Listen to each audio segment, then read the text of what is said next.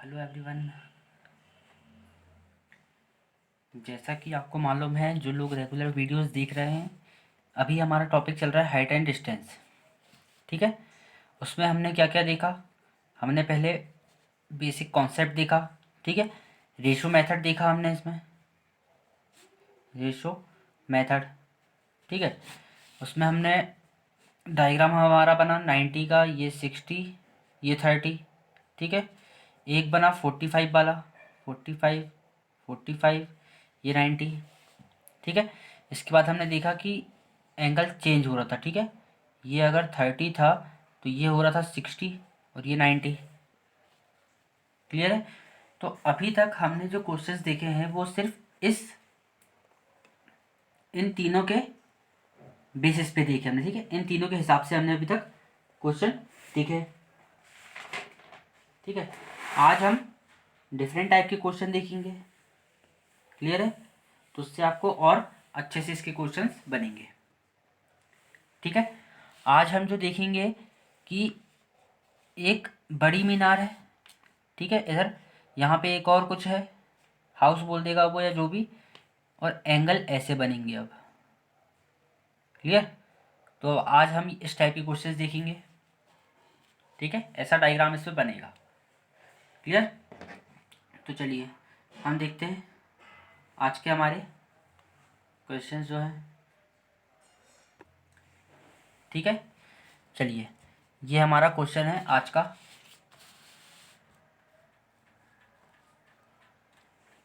तो ये हमारा है आज के क्वेश्चंस। ठीक है। पहला क्वेश्चन है ये, किसी 90 मीटर ऊंचे पहाड़ के टॉप से एक मीनार के टॉप एवं बॉटम का अवनमन कोण क्रमशः 30 डिग्री और 60 डिग्री है। तो सभी भुजाओं एवं छोटी मीनार की का मान बताओ आप। ठीक है। ये क्वेश्चन है हमारा पहला। ठीक है। क्या बोल रहा है वो कि किसी 90 मीटर ऊंचे पहाड़ के टॉप से, क्लियर, टॉप से एक मीनार के टॉप एवं बॉटम। ठीक है। उसके टॉप से किसी मीनार के टॉप एवं बॉटम, तो टॉप ऐसा और बॉटम ऐसा हो नहीं सकता। ठीक है। इसका मतलब क्या हुआ कि ये हमारा पहाड़ है। ठीक है। और ये हो रहा है हमारा क्या, एक मीनार। ठीक है। तो इसके क्या बोला उसने, ये 90 मीटर का है पहाड़। क्लियर है। ये पहाड़ 90 मीटर का है। अब उसने बोला कि 90 मीटर ऊंचे पहाड़ के टॉप से एक मीनार के टॉप। ठीक है। ये मीनार का टॉप, तो इसका टॉप क्या, ये टॉप हो गया इसका अवनमन कोण, और उसके बॉटम का। ठीक है। तो ये हो गया क्या इसका, ये हो गया इसका बॉटम। ठीक है। ये एक लाइन बन गई। इसका बॉटम का अवनमन कोण कितना है, 60 डिग्री है। 30 डिग्री और 60 डिग्री है। अब ये एक हॉरिजॉन्टल लाइन बनेगी। अब इसके टॉप का अगर ये होता है कितना, 30 डिग्री बोल रहा है वो क्रमशः, ये 30 डिग्री बोल रहा है, तो ये कितना बचेगा, 60।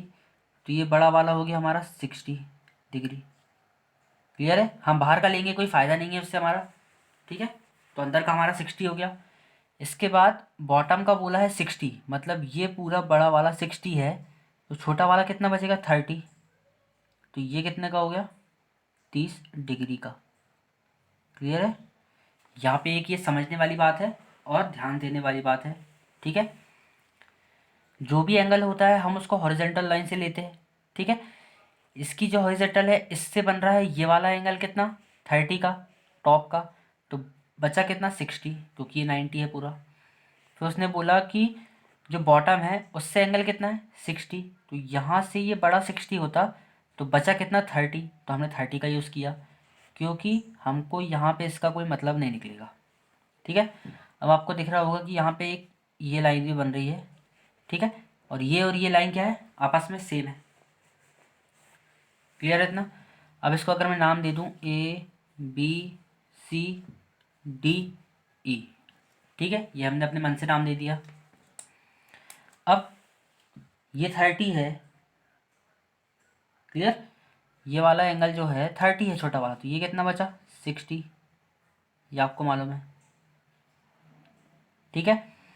और ये वाला 60 है बड़ा वाला, तो ये कितना हो गया 30। क्लियर है इतना। अब हम देखते हैं करना क्या है। 60 के सामने मतलब √3 की वैल्यू कितनी दे दी है यहाँ पे 90 दे दी है। तो हम निकालेंगे 30 के सामने का एक की वैल्यू कितनी हो रहेगी x हो रहेगी, ये x हो गया। तो x की वैल्यू कितनी हो रहेगी 90/√3, √3 का मल्टीप्लाई करेंगे तो 30√3। क्लियर है इतना। 30√3 आ गई हमारी वैल्यू x की, मतलब BC की 30√3। इतना क्लियर है। इसके बाद ये अगर 30√3 है तो ये कितना हो गया 30√3। क्लियर। अब और क्या निकाल सकते हैं हम, देखिए ये 30√3 है, ठीक है। अब ये कितना है 60, ठीक है। ये 60 है छोटे वाले ट्राइंगल में, इन ट्राइंगल ADE, सिर्फ समझने के लिए लिख रहा हूँ मैं। ADE में 60 के सामने का रूट दिया है 30√3, मतलब √3 के सामने का है 30√3। क्लियर। तो 30 के सामने का कितना हो जाएगा एक की वैल्यू कितनी रहेगी AD। क्लियर है।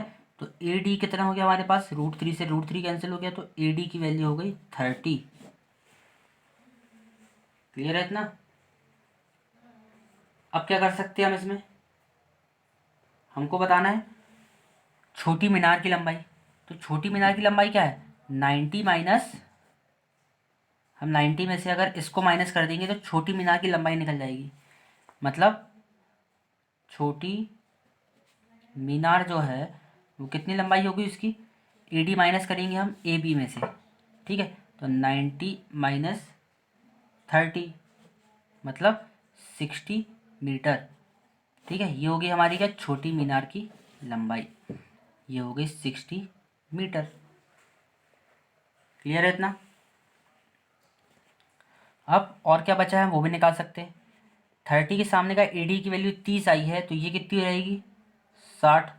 क्लियर है। और ये वाले 30 के सामना कौन सा, ये छोटे वाले 30 के सामने की वैल्यू 30√3 है, तो ये कितनी रहेगी 60√3, 2 की वैल्यू। क्लियर है। तो हमने यहाँ पे आपने देखा कि हमने पूरी जो भी लाइंस है उसकी हमने वैल्यू निकाल दी है। क्लियर है। सभी भुजा की हमने यहाँ पे वैल्यू निकाल दी है। अब वो अगर डायग्राम भी देता है और कुछ भी निकालने को बोलता है तो हम इजीली निकाल सकते हैं। क्लियर है। क्योंकि हमको मालूम है कि 30 के सामने का क्या होता है, 60 के सामने की वैल्यू क्या होती है, ठीक है। ये इसकी ओरिजिनल वैल्यू नहीं रहती है, ये हम इसको रेशो मानते हैं, ठीक है। रेशो का मतलब अगर यहाँ पे साइन कॉस टेन आप लगाते हैं तो भी आपकी वैल्यू यही आएगी, आंसर यही आएगा। ठीक है। हमने उसको इजी बनाने के लिए और कन्फ्यूज़न ना पैदा हो इसलिए हमने ये तरीका अपनाया है, ठीक है। अब हम देखते हैं इसका अगला क्वेश्चन, ठीक है। ये है हमारा सेकंड क्वेश्चन, ठीक है। किसी 60 मीटर ऊंचाई के एक मकान के टॉप से एक लैंप पोस्ट के टॉप एवं बॉटम के डिप्रेशन क्रमशः 30 डिग्री और 60 डिग्री है, ठीक है। तो आपको क्या बताना है, पूरी भुजा आपको बताना है। क्लियर है। पूरी भुजा आपको इसमें बताना है, सेकंड नंबर का क्वेश्चन, ठीक है। 60 मीटर ऊंचे एक मकान के टॉप से लैंप पोस्ट के टॉप और बॉटम, इसका मतलब मकान जो है ऊंचा है, तो ये हमारा मकान हो गया कितने मीटर का 60 मीटर, ये हो गया 60 मीटर। क्लियर है। उससे क्या बोल रहा है, एक मकान के टॉप, ये टॉप और ये बॉटम, ठीक है। टॉप और बॉटम का क्या बोल रहा है, डिप्रेशन एंगल जो है 30 और 60 है, ठीक है। आपको मालूम है ये 30 होता है तो बड़ा वाला क्या हो जाता है 60 हो जाता है, और फिर यहाँ पे ये 60 है तो ये बचा वाला कितना हो जाएगा हमारा, ये हो जाएगा 30 डिग्री छोटा वाला, ठीक है 30 डिग्री। अब इसको हम नाम दे देंगे ABCDE, ये हमने दे दिया नाम, ठीक है। अब ये छोटा वाला 30 है तो ये कितने का हो गया, 60 का। और ये बड़ा वाला 60 का है तो ये कितने का हो गया, 30 का। क्लियर है इतना। अब √3, इस बड़े वाले ट्रायंगल की हम बात कर रहे हैं, कौन से बड़े वाले ट्रायंगल की। तो √3 की वैल्यू बोल दिया है उसने 60, तो हम निकालेंगे एक्स की वैल्यू। ठीक है, मतलब एक की वैल्यू कितनी हो गई एक्स, तो एक्स की वैल्यू कितनी हो गई 20 √3। ठीक है, √3 का मल्टीप्लाई करेंगे ऊपर नीचे, ये हो गया 20 √3, ये भी हो गया 20 √3। ठीक है, अब 60 के सामने √3 की वैल्यू कितनी दी है 20 √3, तो एक की वैल्यू हमारे पास हो जाएगी, ये एक की वैल्यू कितनी हो जाएगी AD। तो AD कितना आ गया हमारे पास 20 आ गया। ठीक है, अब ये 20 आया और ये 60 है तो ये कितना बचा 40। ठीक है, और ये आया कितना AD आया हमारा 20, तो ये कितना हो गया, ये भी 40 हो गया। क्लियर है। और ये 30 के सामने हो गया 20 √3, तो ये कितना हो जाएगा, ये हो जाएगा हमारा 40 √3। ठीक है, ये हमारा इजीली क्वेश्चन सॉल्व हो गया। ठीक है, सेकंड नंबर का भी इसे हमने पूरी वजह इसलिए निकालेगी, क्वेश्चन में कुछ भी पूछ सकता है वो, तो हमको इसमें प्रॉब्लम बिल्कुल नहीं जाएगी क्वेश्चन को सॉल्व करने में। क्लियर है इतना। तो आई होप कि आपको दोनों क्वेश्चन अच्छे से समझ आए हो। ठीक है, ये हमारा नया क्वेश्चन था, नया टाइप था क्वेश्चन का। ठीक है, तो आप इस टाइप की क्वेश्चन और सर्च कर सकते हैं नेट में, PDF आपको मिल सकती है इसकी, या फिर आपके पास बुक होगी। ठीक है, या फिर आपके पास जो भी ऐप होगा मोबाइल में, ठीक है, आप प्ले स्टोर से इसको डाउनलोड कर सकते हैं। तो जो नए हैं चैनल को सब्सक्राइब करें, लाइक करें, शेयर करें, अपने फ्रेंड्स से शेयर कीजिए जिनको इस क्वेश्चन से हेल्प मिल सकती है। ठीक है, हमने अभी तक बहुत सारे टॉपिक जो हैं वो ख़त्म कर चुके हैं। क्लियर है। हमारा अब जो टॉपिक अगर कम से कम जो बचा है वो है SI CI। ठीक है, SI CI हम ये देखेंगे। ठीक है, प्रोबेबिलिटी। ठीक है, ये मेन टॉपिक है, अभी हम इसके बारे में डिस्कस करेंगे। ठीक है, फिर रीजनिंग भी, और उसके साथ साथ फिर इंग्लिश भी। ठीक है, तो चैनल को सब्सक्राइब करें, शेयर करें, लाइक करें, और अपने जो फ्रेंड्स हैं उनसे शेयर कीजिए। Okay, thank you.